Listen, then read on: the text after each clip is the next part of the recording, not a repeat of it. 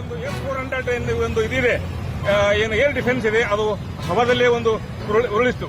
ಇಂಥ ಒಂದು ದಿಟ್ಟತನವನ್ನು ನಮ್ಮ ಯೋಧರು, ನಮ್ಮ ಏರ್ ಫೋರ್ಸ್, ನೇವಿ ಎಲ್ಲ ಒಂದು BSF ಮತ್ತೆ ಎಲ್ಲ ಆಲ್ CRPF, ITBP ಎಲ್ಲ ಒಂದು ನಮ್ಮ ಒಂದು ಅರೆಸೈನಿಕ ಪಡೆಗಳು ಕೂಡ ಇದರಲ್ಲಿ ಭಾಗವಹಿಸಿ ಆಪರೇಷನ್ ಸಿಂಧೂರವನ್ನು ಸಕ್ಸಸ್ ಮಾಡಿದ್ದಾರೆ.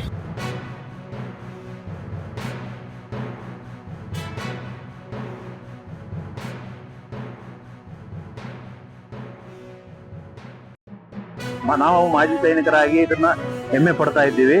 ಮತ್ತೆ ದೇಶಕ್ಕೆ ಏನಾದರೂ ಅವಶ್ಯಕತೆ ಬಂದರೆ ನಾವೆಲ್ಲ ಮಾಜಿ ಸೈನಿಕರು ರೆಡಿಯಾಗಿದ್ದೀವಿ.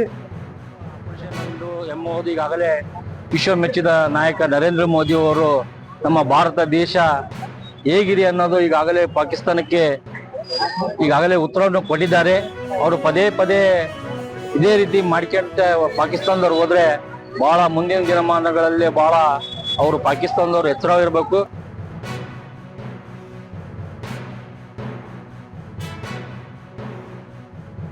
ತಿರಂಗ ಯಾತ್ರೆಯನ್ನು ನಾವು ಮಲ್ಲಯ್ಯ ಸರ್ಕಲ್ ದಿಂದ ಅಂಬೇಡ್ಕರ್ ಸರ್ಕಲ್ ವರೆಗೂ ಮಾಡಿದ್ವಿ. ಇವತ್ತು ಕುಷ್ಟಗಿಯಲ್ಲಿ ಹಬ್ಬದ ವಾತಾವರಣವನ್ನು ಧ್ವಜ ಹಿಡಿದ ಮೂಲಕ ನಾವು ಹಬ್ಬದ ವಾತಾವರಣ ಆಚರಣೆ ಮಾಡಿದ್ದೇವೆ. ಅದಕ್ಕೆ ನಾನು ಹೇಳಕ್ ಇಷ್ಟಪಡೋದ್ರಿಂದ ನಮ್ಮ ಸೈನಿಕರಿದ್ದಲ್ಲೇ ಇವತ್ತು ನಾವೆಲ್ಲರೂ ಚೆನ್ನಾಗಿದ್ದೀವಿ ಅಂತ ಹೇಳಕ್ ಇಷ್ಟಪಡ್ತೀನಿ.